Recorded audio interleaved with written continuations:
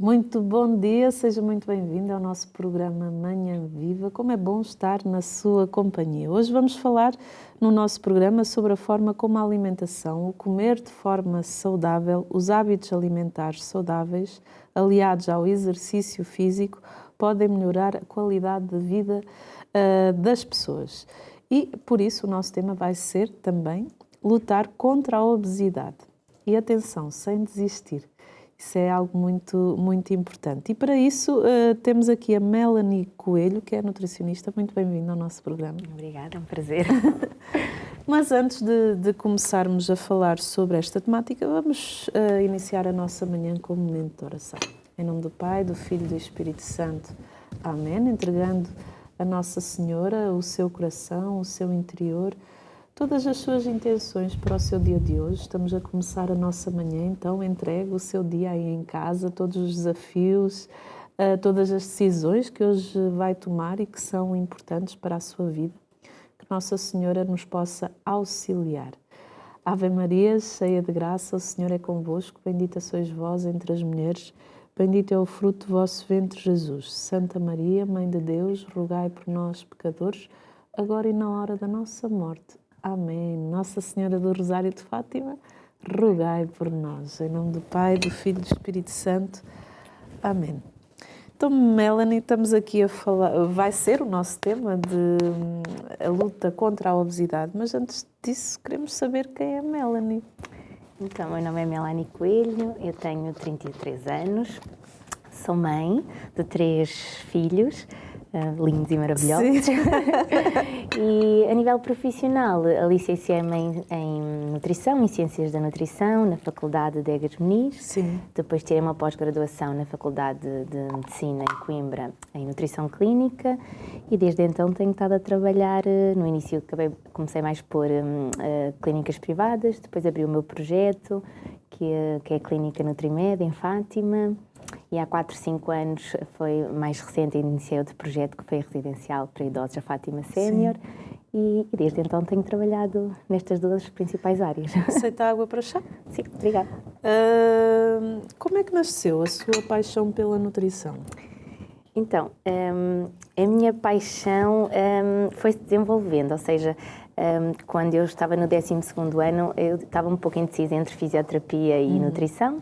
Acabei por optar por nutrição e aí que fui conhecendo a área da nutrição e esta ciência que me fui apaixonando. E hoje eu gosto mesmo muito do que faço. Nota-se. É aquele ditado que eu costumo muito dizer, que é: arranja um trabalho que gostes e não terás que trabalhar nem um único dia na tua vida. E eu sinto muito isto, que é muito... não sinto que estou a trabalhar. E então faço muitas horas, trabalho muito, mas é tudo por boas causas. Sim.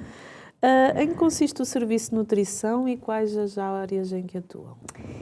Então, o serviço de nutrição pode ser aqui constituído por uma nutricionista ou por outras nutricionistas, por várias nutricionistas, e normalmente é uma equipa em que inclui os nutricionistas e outros profissionais de saúde ou de outras ações auxiliares de ação direta.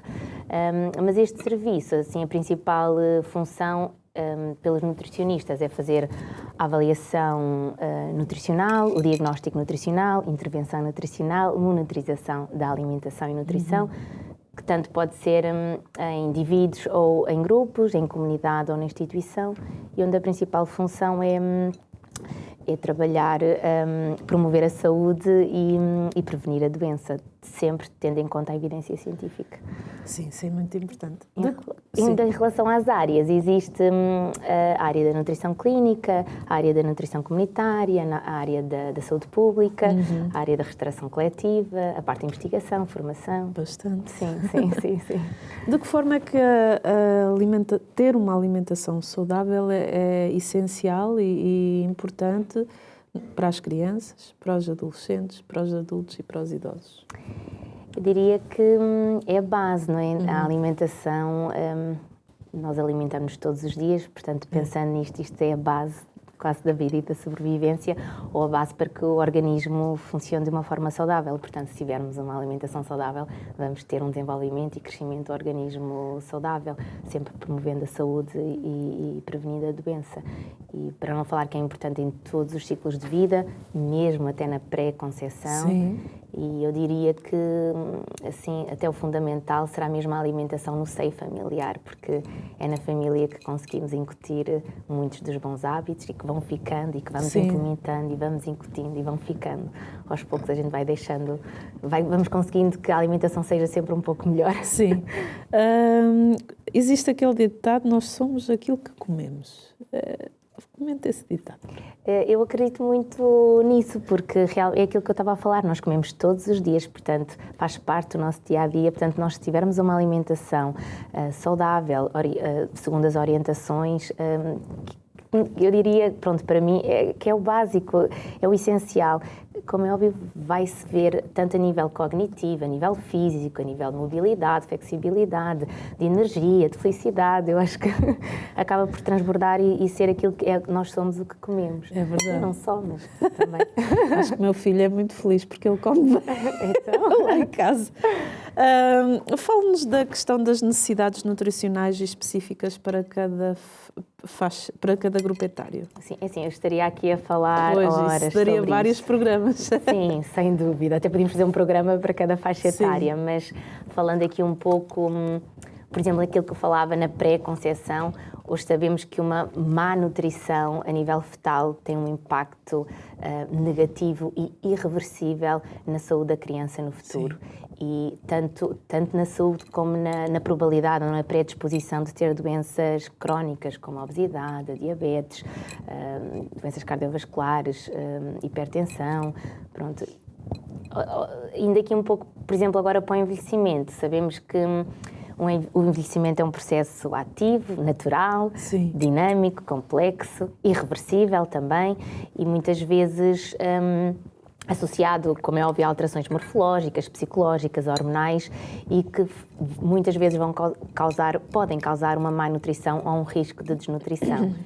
E esta desnutrição, que é muito frequente e acaba por ser muito frequente nos idosos, é muito subdiagnosticada e confundida com os sinais de envelhecimento e achamos que a pessoa realmente está a envelhecer, mas que pode estar associada a uma má nutrição ou uma desnutrição. E esta desnutrição, se for diagnosticada mais precocemente, vamos conseguir dar uma melhor qualidade de vida ao idoso. Sim. Mas isto só para ter... eu estou a falar de uma forma geral, porque se fosse muito específica, claro, ficaríamos aqui. E só falei aqui em duas fases. Falamos da questão da desnutrição. Quais os sinais de desnutrição que nós precisamos estar atentos? Em relação ao idoso ou em geral? O peso acaba sempre por ser ali a primeira linha. Depois existem, além do peso, uma avaliação de bioimpedância através das balanças ou a avaliação de medidas antropométricas, que tem a ver com pregas e medidas. Sim. E depois pode ter a ver com a fraqueza, em que a pessoa começa a perder força muscular. Pode ter a ver com a parte cognitiva também, que a pessoa começa a esquecer-se. Pode ter a ver com a desidratação, só o facto de não beber água, a desidratação tem um impacto também muito importante. São vários, mas assim, os primeiros que eu estava que nós utilizamos como nutricionistas será o IMC, o peso, a perda de peso, porque tem que se perceber se a perda de peso é muito repentina em muito pouco tempo, a percentagem de perda de peso, isso influencia muito também na desnutrição, na avaliação. E pronto, isso é a bioimpedância. Como é que se luta contra a obesidade em todas estas faixas etárias, tendo em conta a sua experiência? É um tema muito complexo, porque, e falando aqui, nós encontramos a obesidade em crianças, em adultos e em idosos, e o tratamento nestas faixas etárias tem que ser diversificado e personalizado, mas é muito por aí. É tentar perceber porque é que aquela pessoa está neste estado, a obesidade, o porquê, quais são os principais erros alimentares e depois fazer uma abordagem muito individualizada, tanto a nível do plano alimentar, do exercício, da motivação, do Nutri-Coaching, porque sabemos que é um caminho longo e sabemos que tem que ser a aprendizagem de novos hábitos alimentares e muitas vezes de estilo de vida. e também sabemos que nós não temos nenhum interruptor em que vamos Claro. lá e desligamos e amanhã estamos a fazer tudo corretamente e até porque a vida é muitas vezes planeada, mas ela foge dos planos Sim. e há altos e baixos e é muito ir adaptando, ir estando lá com estratégias, porque é fundamental o apoio do nutricionista Sim. para tratar a obesidade e não fazer também dietas restritivas e sem acompanhamentos. Por aqui o chá. Fala-nos da importância do planeamento de ementas nas instituições, lares, empresas, não a nível individual, para lutarmos contra a obesidade. Então, assim, o plano de ementas acaba por ser uma ferramenta super importante, tanto a nível da instituição como a nível para nós nutricionistas. Isto porque, se eu planear as ementas, que normalmente consigo fazer a médio longo prazo, a curto prazo, adaptando as emendas quando são as épocas festivas, eu tenho a certeza que estou a conseguir que o meu idoso, neste caso na residencial Fénix, que o meu idoso está a ter um aporte suficiente tanto a nível de necessidades energéticas como a nível das necessidades nutricionais. Portanto, eu consigo ficar minimamente descansada porque sei que estou a fazer uma adequação do plano alimentar, tanto que é completo, equilibrado e variado, ou seja, ter uma diversidade tanto nos alimentos como na confecção e, portanto, consigo ficar minimamente descansada com este planeamento. A nível da instituição, também é uma mais-valia porque a instituição consegue fazer uma gestão de custos, gestão de estoques, gestão de encomendas, gestão de lista de compras, de fornecedores, portanto, é fundamental ter um plano de ementas. Mas se calhar em casa também seria importante as pessoas planearem as suas emendas. Eu por acaso faço, tenho um ímã lá no meu frigorífico e em cada dia eu ponho tudo aquilo que eu vou fazer planeado, porque é para também a pessoa ter uma visão geral daquilo que vai fazer e se calhar, aqui estou a repetir ou se calhar não deveria pôr isto aqui. Sim, é muito mais fácil, eu até diria semanal, às vezes perde-se um bocadinho de tempo, de 5 ou 10 minutos a fazer um planeamento, mas depois vamos ganhar tempo, porque muitas vezes com a correria do dia-a-dia chegamos a casa e agora, o que é que eu vou comer? E agora não fui portanto, se eu não for às compras, eu nem sequer consigo ir cozinhar aquilo que até tinha planeado porque não tive tempo. Então é o planeamento da emenda para depois conseguir fazer a lista de compras, ir às compras, ter tudo o que preciso para confeccionar, às vezes até fazer uma pré-preparação de muitas coisas para depois no dia-a-dia conseguirmos, de uma forma prática, conseguir fazer uma alimentação saudável. É sem dúvida super importante. É super importante. O que é que são fichas técnicas e porquê é que são tão importantes? Respondo só. Sim, força. Então, as fichas técnicas, na realidade, é um documento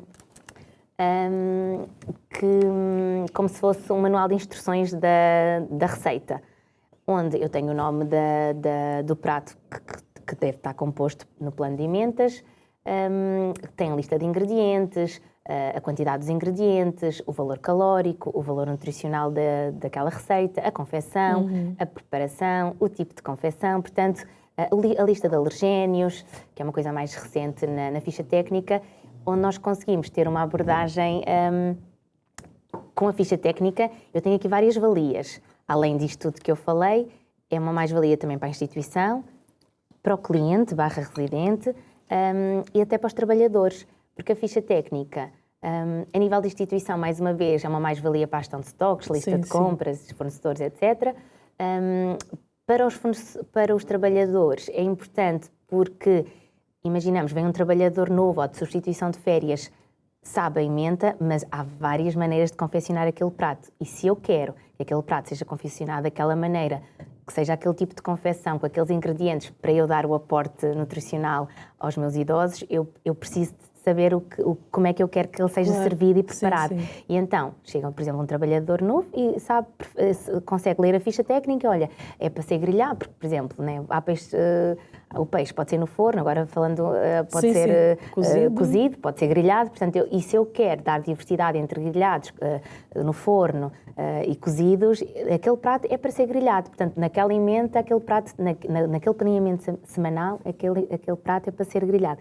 Então, a cozinheira chega, sabe que é para grelhar, sabe quais são a lista de ingredientes que deve compor aquele prato e, portanto, é uma facilidade para elas. Portanto, não tem que estar também aqui a pensar ou ou poder inventar muito. E depois, para os residentes, também é uma mais-valia, ou até para os clientes, porque estas fichas técnicas existem também nos restaurantes, é uma mais-valia no sentido dos alergénios e das intolerâncias alimentares, que cada vez mais se fala nisto, e porque se eu tenho alergia, o que é que acontece muitas vezes? Eu tenho alergia ou intolerância a um alimento, mas eu vou a um restaurante e pergunto se aquele prato ao funcionário se tem aquele alergénio. Muitas vezes os funcionários não sabem, eles não têm que saber, não é obrigatório. Então o que é que se faz? Consulta-se a ficha técnica, porque muitas vezes está num ingrediente pequenino que não é o principal. Ok, então eu já sei, olha, realmente este prato tem este alergénio, então eu vou escolher por outro prato, ou vou adaptar será que dá para fazer este prato ainda sem este ingrediente em específico? Igualmente, por exemplo, na residencial sénior, se eu tenho um idoso que tem uma alergia alimentar a um específico alimento, e se aquele prato tem aquele alimento ou aquele ingrediente, eu já vou dar informação à cozinha. Atenção, sempre que servir este prato, aquele residente tem que ter o prato da opção. Isso, por exemplo, é uma mais-valia no dia-a-dia. Na creche do meu pequenito. Sim, usa-se muito. Em instituições.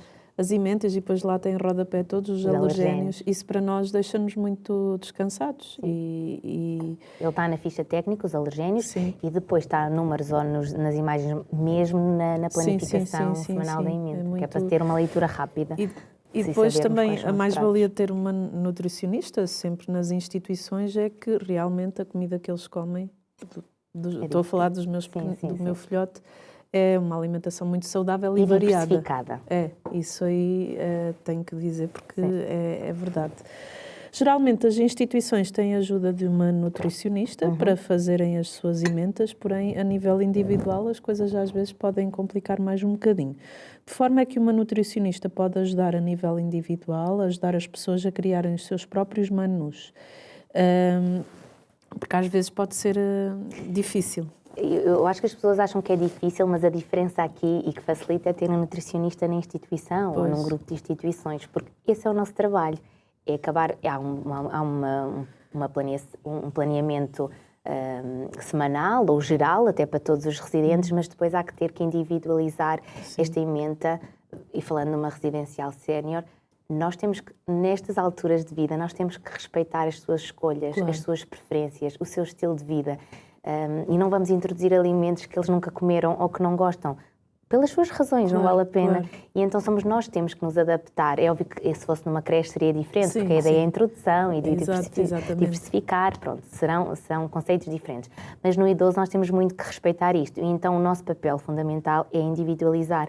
E nós, quando o residente entra, nós fazemos uma avaliação nutricional e conseguimos perceber aí logo os seus hábitos, as escolhas, se tem alergia, se tem intolerância, se por algum motivo de doença não pode ingerir certos alimentos, e adaptamos a dieta, sim, até mesmo só porque não gosta ou porque não escolhe. Se é geral, a gente naquele dia há informação para a cozinha que aquele residente não vai comer aquela sobremesa, por exemplo. E também a pessoa sente-se mais cuidada e sente-se importante. Isso é fundamental. Que tipo de dietas é que existem? Há algum manual de dietas?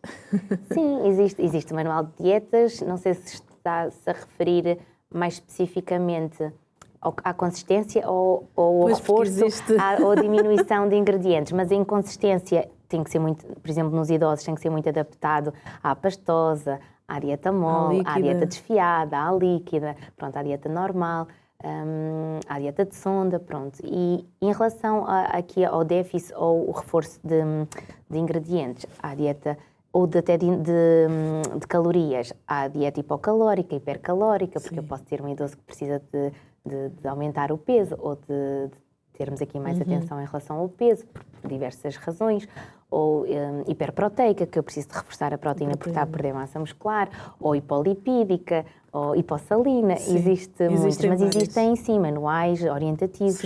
Existe a dieta antidiarreica, porque muitas vezes, às vezes, ou por tratamentos ou por medicação, iniciaram a diarreias, então iniciamos uma dieta antidiarreica durante 2-3 dias para conseguir ao máximo reter os líquidos.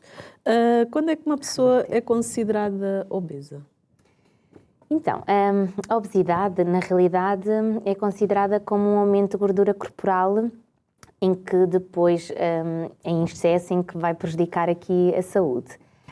A Organização Mundial de Saúde faz aqui pelo diagnóstico, fazemos aqui o diagnóstico através do IMC, que é o Índice de Massa Corporal, que na realidade é uma fórmula que é muito redutora para nós nutricionistas, em que na realidade só tem 2 parâmetros, que é o peso e a altura.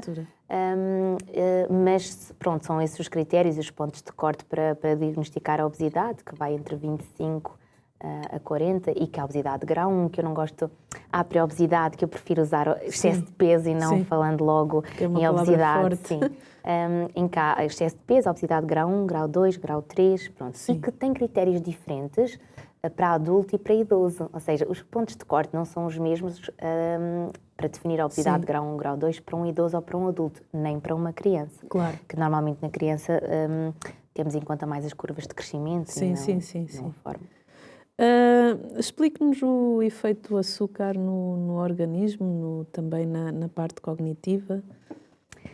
Então, assim, o açúcar é muito considerado um vício, como o tabaco, o álcool e outros vícios. E isto porquê? Porque ele, na realidade, dá-nos uma sensação de prazer e de bem-estar, porque ele acaba por mexer com o regulamento da dopamina e da serotonina, que são neurotransmissores do prazer e do bem-estar.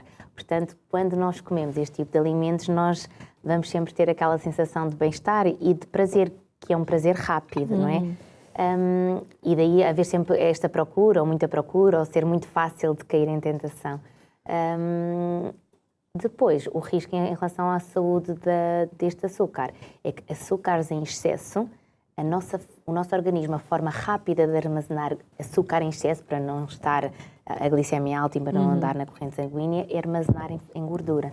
Portanto, na realidade, estes açúcares em excesso vão se transformar em células gordas, em gorduras, e que vamos acabar por acumular onde cada pessoa tem mais tendência a acumular. Pode ser abdominal, pode ser flancos, pode ser pernas, e já é geneticamente... E temos também a questão da doença de diabetes, que é um fruto dessa questão. Sim.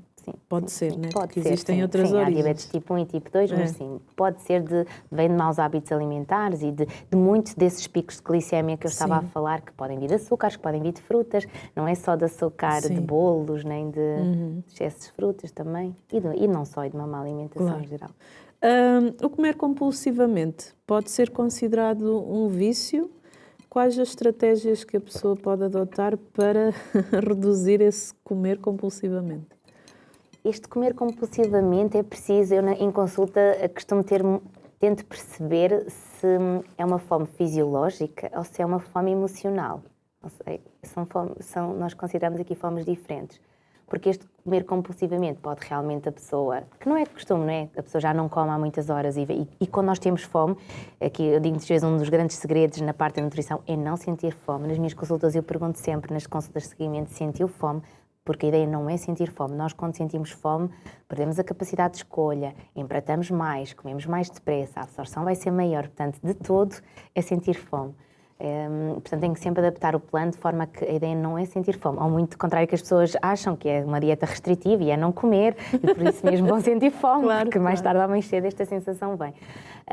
Se for uma fome emocional que está mais ligada ao comer compulsivamente, tento tratar muito com estratégias do Nutri-Coaching, que é muito a psicologia virada para a nutrição, que é tentar e buscar, porque muitas vezes as pessoas vão comer compulsivamente por precisar desta sensação de conforto, de prazer, de sensações boas, rápidas. E realmente a alimentação dá-nos isto. Só que é de forma muito rápida. Mas quantas vezes depois não ficamos frustrados e tristes porque estávamos a tentar fazer um plano alimentar e a tentar não exagerar em quantidades e ficamos tristes connosco próprios. Epá, exagerei, não tive controle, não comi demais. Mas a ideia aqui é sempre, que é o que eu tento trabalhar na consulta, que é ir buscar sentimentos positivos sem ser na alimentação. Sim. E deixo aqui várias dicas, que pode ser ir para a horta, pode ser fazer exercício físico, há pessoas que sentem... Temos que encontrar algo que realmente nos faça feliz. Aqueles pequenos momentos que às vezes, do nada, que a gente não faz nada de especial, mas sabemos, olha, isto senti-me bem agora. Às vezes são estes pequenos momentos, que pode ser tomar um banho, pode ser ir para a horta, como estava a falar, pode ser ler um livro, pode ser ouvir música, pode ser fazer atividade física, Sim. pode fazer limpeza. É óbvio que se conseguimos juntar duas coisas em um melhor, né? Se a gente faz a limpeza, fica despachada e nos sentirmos felizes, perfeito. Isso é ótimo. E ainda por cima, o que é que isto faz? Ou seja, se eu conseguir me aperceber, olha, hoje tive um dia menos bom, hoje chateei-me com alguma questão em particular, e se eu já sei que muito facilmente perco a cabeça na alimentação, eu vou tentar, ok, eu hoje já sei que tive... Às vezes é também mais que tudo, exatamente, ter a consciência dos nossos sentimentos e daquilo que nós estamos a sentir. E pensar, não, eu já sei que hoje provavelmente isto não foi bom, eu vou chegar a casa e a primeira coisa, antes de comer, eu vou tomar um banho, percebe? Ou vou tirar um quarto de hora, às vezes temos muitas coisas para fazer, mas eu vou ao jardim. E eu sei perfeitamente que venho melhor e que vou comer muito mais calmamente, ou seja, é como se eu voltasse ao meu estado de energia normal, zen, mais controlado, e eu a seguir vou lanchar, pronto, lanche ou jantar, depende da refeição que for seguinte. E assim não agimos na nossa impulsividade, que nem pensamos naquilo que estamos a fazer, não é? Sim. Que isso é importante. E depois vem sensações boas na mesma, que é, até fui feliz a fazer naqueles 10, 15 minutos, comi o que tinha que comer, estou bem, porque sinto-me bem, e a seguir em frente. E a nossa primeira parte já chegou ao fim, vamos para um brevíssimo intervalo e já voltamos.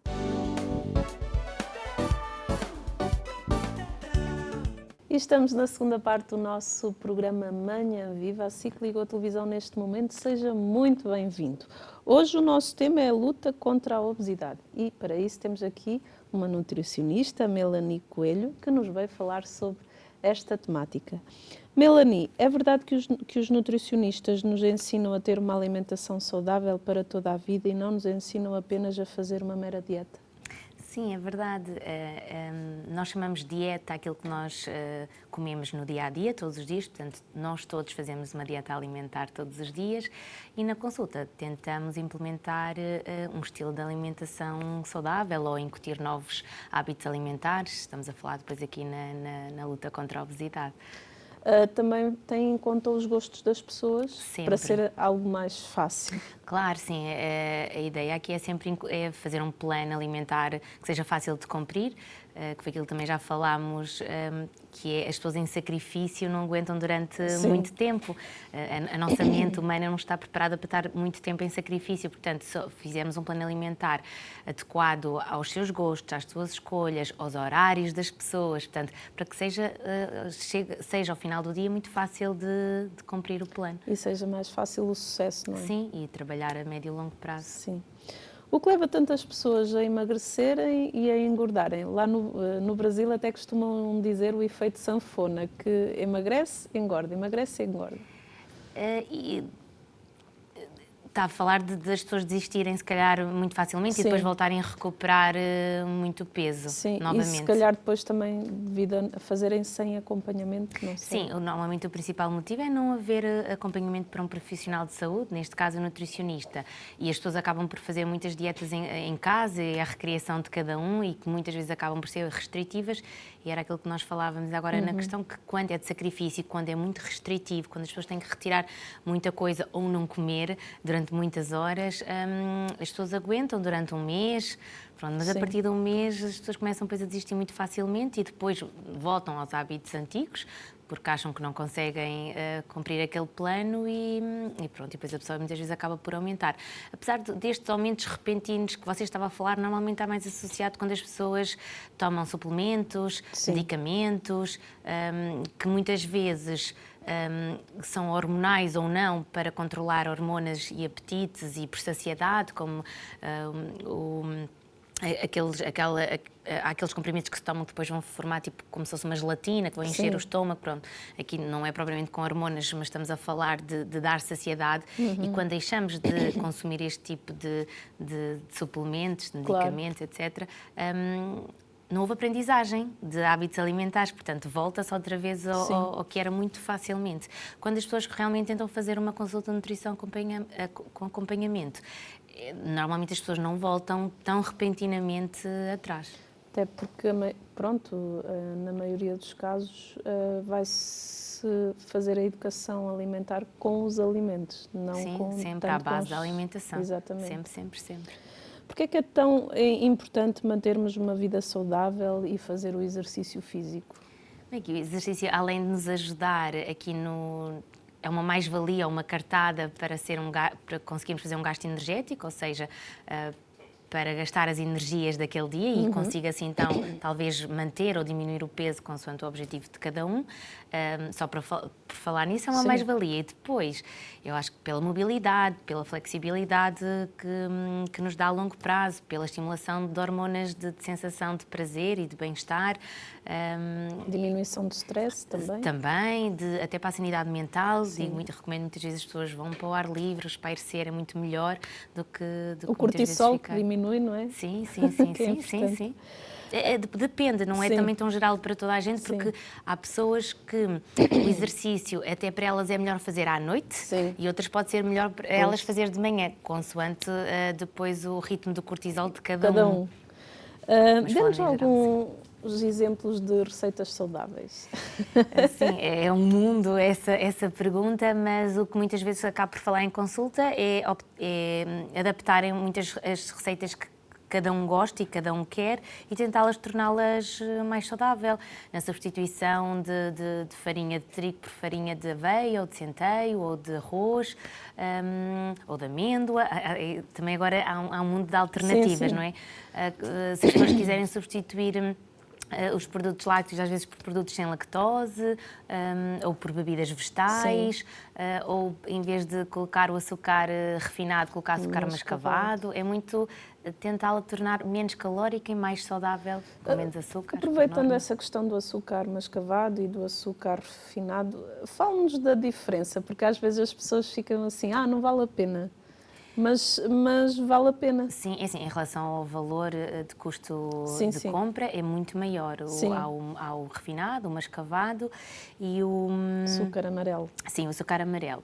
E o mascavado é o mais caro, pois é o amarelo, o mais barato é o refinado. Mas tem a ver com a refinação do açúcar, ou seja, o açúcar mascavado é o mais puro, é o mais próximo da cana-de-açúcar, ok? O açúcar, aquele branco fininho refinado, é o mais distante, é o que é mais trabalhado, mas a absorção é muito maior e o impacto que tem na glicemia é muito maior. Pronto, aí está. Fica um bocadinho mais caro, mas é uma mais-valia para a nossa saúde, não é? Sim. E tendo em conta que cada vez estamos a tentar diminuir no consumo, portanto, se estamos a consumir menos, se calhar até vale a pena apostar num melhor, ou seja, se calhar ao final do mês eu vou gastar o mesmo dinheiro, em relação só ao açúcar. Sim. Como equilibrar na fase de emagrecimento a alimentação? O que faz as pessoas terem nessas fases picos em que têm muita vontade de comer, picos de açúcar ou determinados alimentos? Esses picos provavelmente está a querer falar de picos de fome, não é? Se calhar é mais nesse sentido. Eu normalmente, quando há esses picos de fome, tento perceber na consulta se é uma fome física ou uma fome emocional e tento perceber de onde é que vem a causa, que é para depois conseguir tratar, porque se for uma fome emocional, eu já vou trabalhar com estratégias de Nutri-Coaching, que é para a pessoa não descarregar o stress, as emoções, a tristeza, a frustração, quando chega à casa, que supostamente é aquele momento de relaxamento, que é aquele momento dela, e acaba por muito facilmente descarregar na alimentação, comendo mais quantidade ou comendo uma menor qualidade, porque depois a fome é outra coisa que trabalhamos muito em consulta, que é, e normalmente das minhas consultas de seguimento, é das primeiras perguntas sempre tem fome, sentiu fome, porque o objetivo de todo é sentir fome, é não ter fome. E então, quando a pessoa sente fome, é aquilo que eu tento sempre explicar em consulta, quando a pessoa sente fome, normalmente a pessoa vai comer mais quantidade, come mais depressa, perde a capacidade de escolha, a absorção é maior da alimentação, portanto é muito importante perceber se a pessoa está a sentir estes picos de fome, quais são as causas. E em relação às causas que eu aconselho muito, que acho que é bastante interessante, as causas não, a parte do tratamento. Quando a pessoa está a fazer aqui o tratamento desta fome emocional, em vez de descarregar na alimentação, tentar ir buscar coisas no seu dia-a-dia que consegue fazer, que sente aquele prazer simples. Às vezes, coisas muito simples, olha, eu fazer isto, senti-me bem, olha, isto fez-me bem. Às vezes, coisinhas muito simples, como eu digo muitas vezes, tomar um banho, ou relaxar de banheira, ou até de duche mais quente, ir para a horta, ir para o jardim. Há pessoas que querem fazer exercício, há pessoas que querem ler, outras a ouvir música, outras a fazer limpeza. Portanto, é muito ter, para já, esta consciência, ok, eu já estou a sentir fome, portanto, quando estou a chegar a casa, portanto, e para prevenir isto, eu vou, antes de ir lanchar, eu ainda vou 10 minutos à minha horta, percebe? Sim. A pessoa vai vir muito mais equilibrada, muito mais zen, muito mais no seu estado normal e já vai lanchar, se calhar, nas quantidades certas, na qualidade que estava planeada. A pessoa também se começa a disciplinar, não é? Sim, é muito ter a consciência de si própria, dos seus sentimentos, das suas ações, e começa muito por aí também. De que forma é que o nutricionista pode ajudar nos distúrbios alimentares?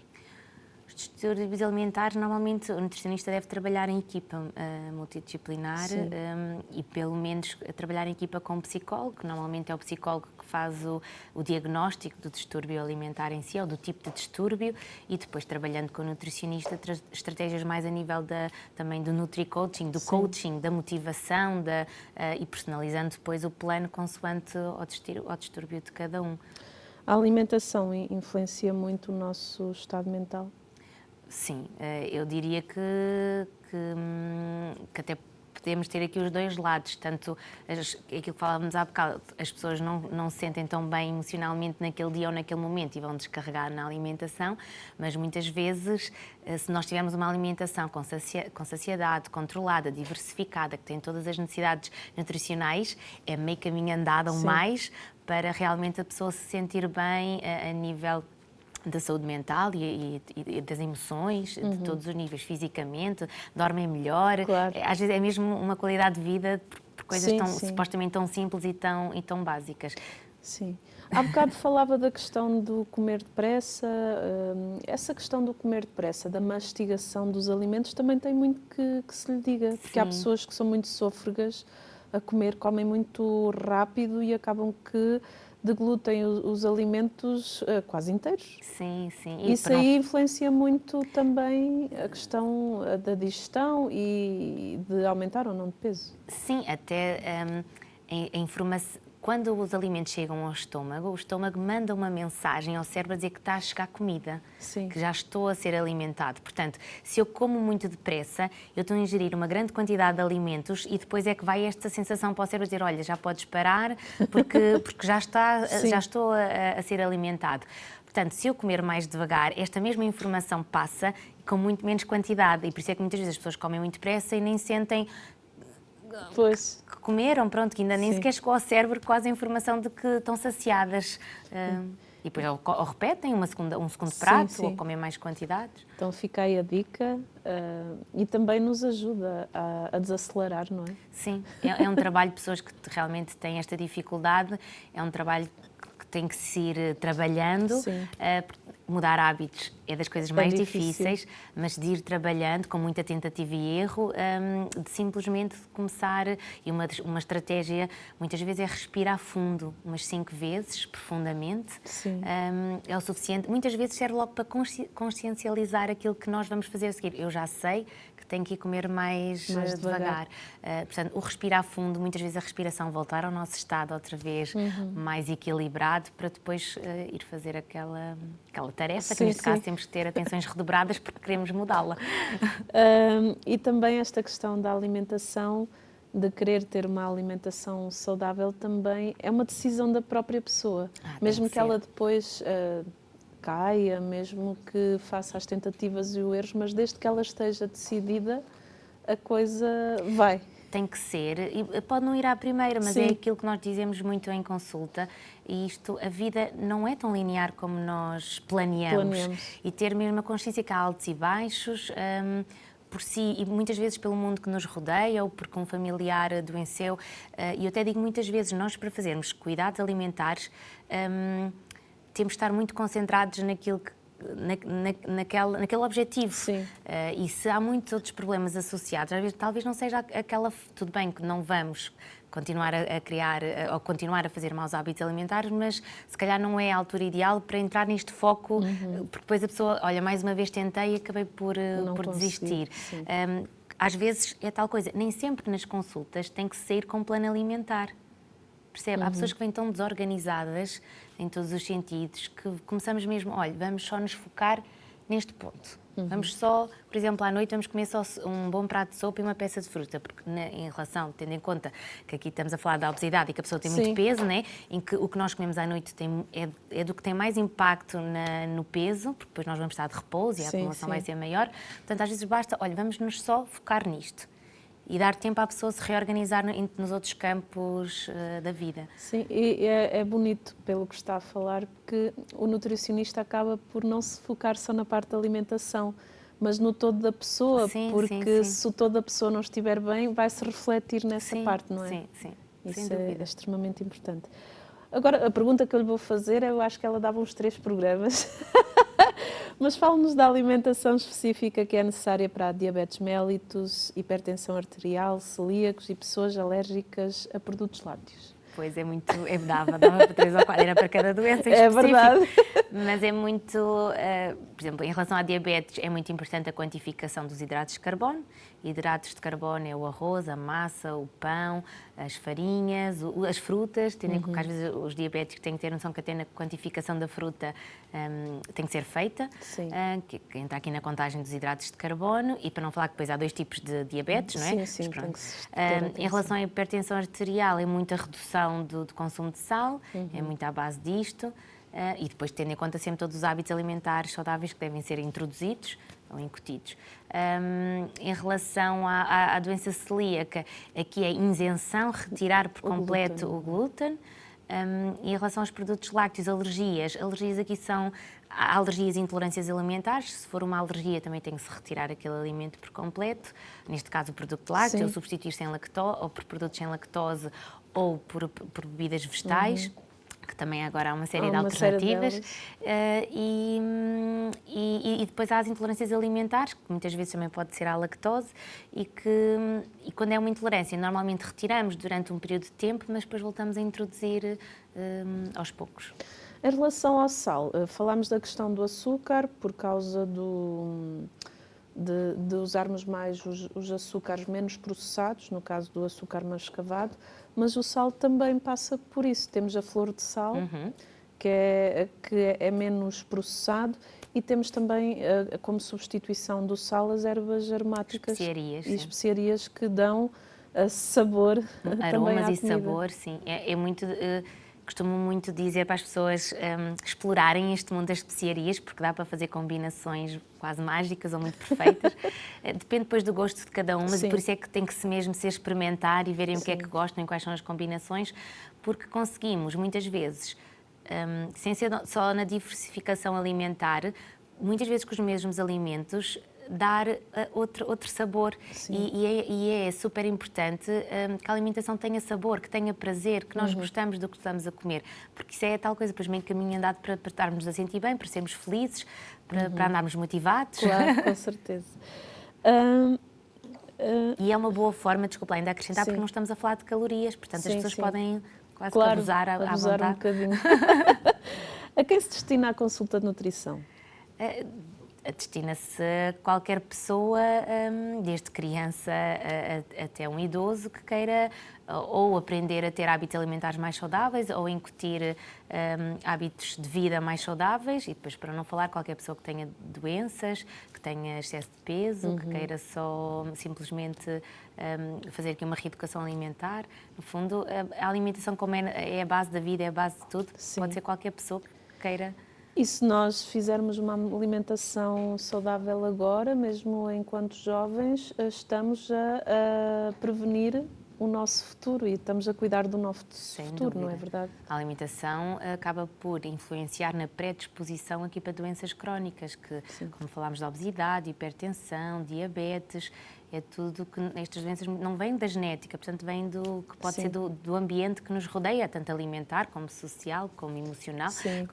Claro, não estamos a falar das doenças, que as doenças não são as causadoras, mas é preciso realmente depois os hábitos alimentares. Tem aquele ditado que diz que tu és aquilo que comes, não é? Sim, é aquilo que a gente já falou na primeira parte. Como é que é uma consulta de nutrição orientada por si? A minha consulta, eu tento ser o mais individualizado e personalizado para cada pessoa. Acaba por ter a avaliação da bioimpedância, a avaliação corporal, falamos dos objetivos, tento sempre ser o mais realista possível em relação às expectativas e os objetivos de cada um. Tento depois fazer uma história clínica, onde percebo a predisposição que tem às vezes para certos tipos de doença, se a pessoa às vezes até tomou muitos antibióticos em criança ou não, são fatores que podem ter, sim, no futuro. A parte intestinal, se faz exercício, e depois tento perceber muito os hábitos alimentares, as suas escolhas, as suas preferências, e depois normalmente faço um plano alimentar tendo em conta tudo isto. O seu plano acaba também por envolver a família? Pode envolver ou não, claro. Não. Convém sempre, foi aquilo que nós também falámos, o seio familiar é super importante, ou quando temos apoio familiar em que todos ajudam. Motivante. Sim, porque... Fala-nos de sonhos e projetos. Acredito que tenha muito trabalho, mas ainda existem sonhos e projetos? Sim. A nível pessoal ou profissional? Profissional, okay. Também pessoal. Pessoal, o que eu sonho, o que eu desejo muito é saúde, paz e amor. E depois peço o trabalho, mas para mim, para os meus, para a minha família. Em relação a nível profissional, talvez eu gostaria de ver projetos mais envolvidos na área da sustentabilidade alimentar. E acho que vai ser o futuro e vai ter que passar por aqui. Eu acredito muito nisso. Como é que se sente, principalmente falando de pessoas com obesidade que vão às suas consultas, porque muitas vezes as pessoas com obesidade já estão com uma baixa autoestima, já chegam de uma forma assim que... Mais sensíveis, mais sensíveis. E à medida que vai caminhando, vai-se notando a perda de peso, evolução. E a pessoa vai ficando emocionalmente melhor. Como é que é para si tocar nestas melhorias, nestes pequenos passos, porque são passos de formiguinhas e às vezes já há um retrocesso, mas depois já há um avanço? Sim. Como é que é para si tocar nesta... É muito gratificante fazer parte deste processo, porque é realmente interessante ver como as pessoas vêm no início da consulta e muitas vezes, quando estamos a falar aqui da obesidade, às vezes é um ano depois e há muita partilha, há muita ligação, há muita empatia, quase que depois já somos amigos no final. É verdade, é aquilo que eu sinto e eu sinto que é recíproco, que os clientes também acabam por sentir isto. E é muito gratificante fazer parte deste processo e chegar ao fim. O que acontece muitas vezes é que nem toda a gente, principalmente quando estamos a falar de excessos de peso, a parte emocional muitas vezes não acompanha a parte física. Sim. Até porque, assim, ou a parte do peso ou da medição corporal, porque muitas vezes a pessoa até já está muito bem em termos de fisicamente, mas continua a vestir roupas pretas, continua a usar roupa larga. Mentalmente ainda tem muito aquela consciência de que acha que ainda não está bem e o ideal seria sempre trabalhar em equipa multidisciplinar com outras áreas, sim, porque às vezes a parte mental não acompanha a parte física, isto também se vê. Isso é importante. O nosso programa está mesmo na reta final, uma mensagem final para quem está lá em casa.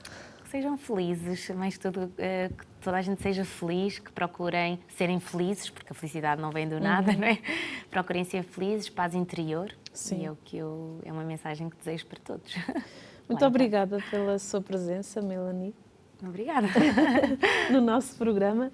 E assim que está aí em casa, cuide do seu corpo, cuide da sua alimentação, não só da sua, mas daqueles que têm a sua responsabilidade, porque cuidar de nós é ganhos em saúde e isso é extremamente importante. E não é preciso muitas coisas, nós temos coisas tão boas, ainda mais em Portugal, a nossa alimentação é tão rica e temos produtos tão bons, porque não apostar numa alimentação mais saudável? Assim me despeço com este belíssimo programa em que acredito que ficou mais esclarecido e bem-aja assim colabora com a Canção Nova que nos ajuda a levar até 5 programas como este. Pode ver este programa no nosso canal do YouTube e continuar a acompanhar a nossa programação. Até o próximo programa, se Deus quiser.